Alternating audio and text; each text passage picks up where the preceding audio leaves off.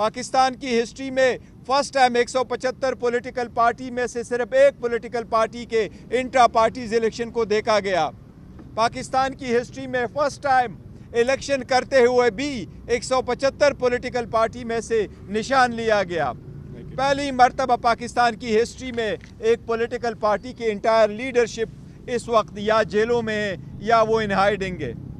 जिस तरीके से इलेक्शन से आउट करने की कोशिश की जा रही है ये भी सबके सामने है। हम फिर भी इंशाअल्लाह ताला इस जजमेंट के ख़िलाफ़ हाई कोर्ट में अपील करेंगे। हमें फिर भी उम्मीद है कि हमें इंसाफ मिलेगा। अगर फ्री फेयर ट्राइब्यूनल के सामने ये केसेस जाएंगे तो इंशाअल्लाह ताला हमें इंसाफ मिलेगा।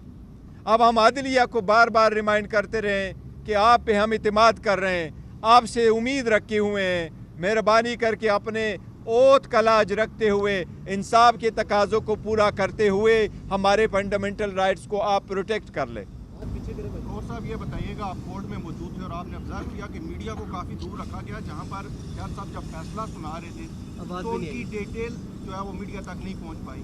अब तक का सबसे बड़ा सवाल ये है कि किन वजूहात की बिना पर खान साहब और बुशरा बीबी को सजा सुनाएगी जो जज साहब ने आपको और उस्मान गिल साहब को बताई, वो ज़रा काइंडली क्लियर कर दे कि जज साहब ने कानून यही है कि जज साहब ने आपको कॉपी देनी होती है और आपसे दस्तखत लेना होता है। जज साहब ने न दस्तखत किया और न उसके पास जजमेंट मौजूद थी। उसने ज़बानी हमें ये कहा कि आपके पास जो रिलायंस है कि सुप्रीम कोर्ट के जजमेंट के मुताबिक इद्दत की 39 दिन है, चूँकि वो जनरल किस्म का लॉ है उसमें स्पेसिफिक नहीं है बल्कि और सरकमस्टांसेस हो सकते हैं, तो इसलिए एक तो ये वजह उसने बताई है कि वो जजमेंट अप्लीकेबल नहीं है। दूसरा उसने कहा कि आपने जो अपनी 342 की स्टेटमेंट में लिखा है तो आपने दुआ के लिए आपने सेकंड फंक्शन जो है वो एक्सेप्ट किया है।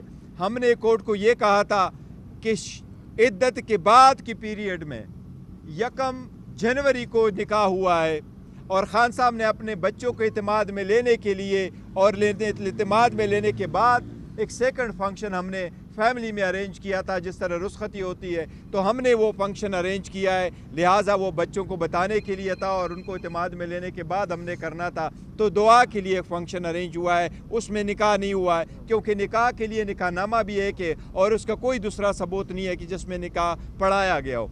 लेकिन उस फंक्शन को जज साहब ने कंसिडर किया कि ये निकाह है, तो उसने कहा मैंने उसको कंसिडर किया कि ये दूसरा निकाह इस डेट को हुआ है, तो पहले वाले को मैंने सेकंड मैरिज को मैंने वैलिड कंसिडर किया और पहले वाले को मैंने इनवैलिड कंसिडर कर लिया। लिहाजा मैं 7 साल की सज़ा देता हूँ, 5 लाख रुपए की जुर्माना करता हूँ और जुर्माने की आदमी अदायगी में 4-4 महीने की मैं सज़ा देता हूँ। और मैंने उनको यही कहा कि आपने मायूस किया और जो सज़ा भी आपने दी है वो मैक्सिमम सज़ाएँ दी है। हमें नेब में भी सज़ा हुई तो मैक्सिमम, दूसरी जुर्म में सज़ा हुई तो मैक्सिमम, इसमें भी सज़ा हुई तो मैक्सिमम। जजेस को जल्दी कितनी थी वो सब आप लोगों ने देखा और आपकी पार्टी के आज मीडिया को भी उस कोने में नहीं रखने दिया गया जिसमें मीडिया हुआ करता है। लेकिन this is how it works. और अदलिया को यही हम रिक्वेस्ट किए जा रहे हैं कि आप इसका कुछ कर ले। लेकिन पब्लिक से खान साहब के लिए ये पैगाम है, अपने वोटर सपोर्टर कैंडिडेट्स के लिए ये पैगाम है, पुरअमन रहो, बर्दाश्त करो, तहम्मुल करो। खान साहब कह रहे हैं 1000 साल मैंने यहाँ रहना हुआ तो मैं रहूँगा, मैंने इंशाल्लाह डील शील कोई नहीं करनी। अगर करनी है मेरी डील तो पाकिस्तान की तरक्की के लिए मैंने डीलें करनी है, पाकिस्तान की मुफाद में करनी है। 8 तारीख को निकलो, पुरअमन रहो, अपना हक राय दही इस्तेमाल करो, अपने कैंडिडेट को कामयाब करो और अपने फॉर्म 45 लेकर के पोलिंग स्टेशनों से निकलो। तब तक आपने अपना जदोजहद जारी रखना है। वोट से ये फरमा दें कि कल आपके वकला की जानिब से अदालत से एक रिक्वेस्ट की गई थी कि आप कोई थर्ड पार्टी विटनेस प्रोड्यूस करना चाहते हैं जो उस केस का सबसे अहम गवाह है, और वो आपने इस शर्त पर अदालत को नहीं कहा था कि अगर इजाज़त मिले तो हम प्रोड्यूस करेंगे, अगर ना मिली इजाज़त, हमने नाम बता दिया तो उसे उठा लिया जाएगा। अब चूँकि फैसला आ चुका है तो आप क्लियरली ये बता दें कि वो कौन सा ऐसा अहम विटनेस था जिसे अदालत पेश नहीं करने। देखिए हम नाम नहीं बता सकते बिकॉज इस वक्त जो सख्तियाँ हो रही है तो हम चाह रहे थे शायद उन पे प्रेशर डाला जाए, उनको नुकसान पहुंचाया जाए। बट जज साहब को हमने कहा था कि एक घर के मुलाजिम को लाया गया है तो हम भी एक और विटनेस लेके आना चाहते हैं। घर में एक बंदे तो नहीं थे, और भी लोग थे, तो हमें भी इजाज़त दे दे कि हम भी सिर्फ एक बंदे को लाएँ और वो टेस्टिफाई करे उसने क्या देखा है।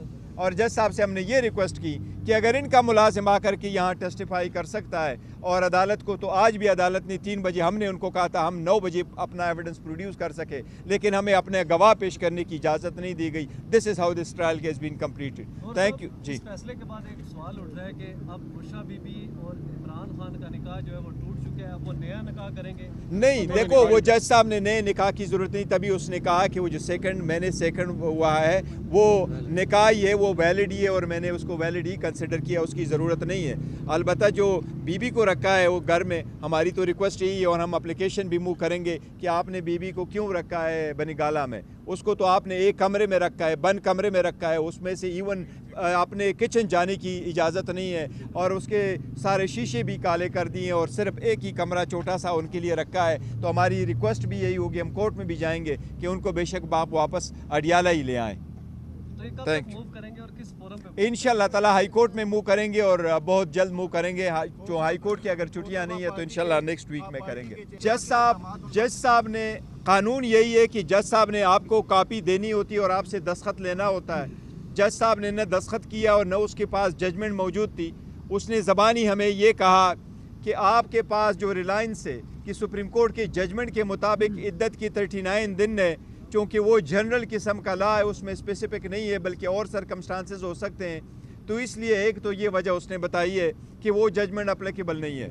دوسرا اس نے کہا کہ آپ نے جو اپنی 342 کی سٹیٹمنٹ میں لکھا ہے تو آپ نے دعا کے لیے آپ نے سیکنڈ فنکشن جو ہے وہ ایکسیپٹ کیا ہے. ہم نے کورٹ کو یہ کہا تھا کہ عدت کے بعد کی پیریڈ میں 1 جنوری کو نکاح ہوا ہے، اور خان صاحب نے اپنے بچوں کو اعتماد میں لینے کے لیے اور اعتماد میں لینے کے بعد ایک سیکنڈ فنکشن ہم نے فیملی میں ارینج کیا تھا، جس طرح رخصتی ہوتی ہے تو ہم نے وہ فنکشن ارینج کیا ہے. لہٰذا وہ بچوں کو بتانے کے لیے تھا اور ان کو اعتماد میں لینے کے بعد ہم نے کرنا تھا. تو دعا کے لیے ایک فنکشن ارینج ہوا ہے، اس میں نکاح نہیں ہوا ہے، کیونکہ نکاح کے لیے نکاح نامہ بھی ہے کہ، اور اس کا کوئی دوسرا ثبوت نہیں ہے کہ جس میں نکاح پڑھایا گیا ہو. لیکن اس فنکشن کو جج صاحب نے کنسیڈر کیا کہ یہ نکاح ہے، تو اس نے کہا میں نے اس کو کنسیڈر کیا کہ یہ دوسرا نکاح اس ڈیٹ کو ہوا ہے، تو پہلے والے کو میں نے، سیکنڈ میرج کو میں نے ویلڈ کنسیڈر کیا اور پہلے والے کو میں نے انویلڈ کنسیڈر کر لیا. لہٰذا میں 7 سال کی سزا دیتا ہوں، 5 لاکھ روپے کی جرمانہ کرتا ہوں، اور جرمانے کی عدم ادائیگی میں 4 مہینے کی بھی سزا دیتا ہوں. اور میں نے ان کو یہی کہا کہ آپ نے مایوس کیا، اور جو سزا بھی آپ نے دی ہے وہ میکسیمم سزائیں دی ہے.